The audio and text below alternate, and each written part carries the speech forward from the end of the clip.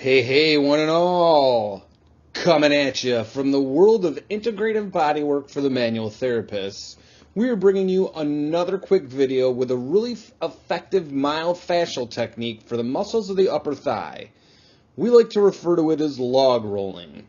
Today, in this particular example, we will be applying this technique to a laterally or externally rotated femur. As you can see in this cross section of the upper thigh, we have a pretty good sized number of muscles that attach or can be found in this region.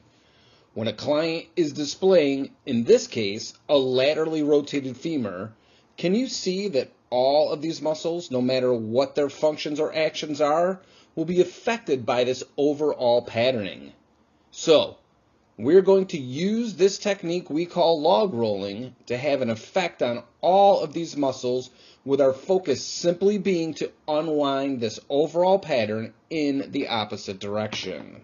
Here we're going to be log rolling the femur, or really all the musculature around the femur. A lot of times we see our clients in the externally rotated position with the leg, and what I'd like to do is get my hands one underneath and in behind, one coming from the lateral side, and I'm going to roll this tissue around the central axis of the femur.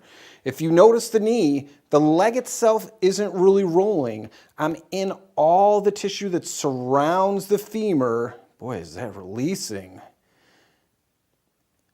Yeah, and really getting both some drag and push around the femur itself, easing off the pattern of external rotation throughout all the musculature and fascia here surrounding it. Thanks for tuning in, bodywork fans. We have a number of variations and applications for this effective technique. If you find yourself more curious and you're looking for more information, you can always pick up our textbooks, or even better, come and join us for one of our workshops. All the information you seek is on our website, which is right there on the screen now. Remember, stay integrated.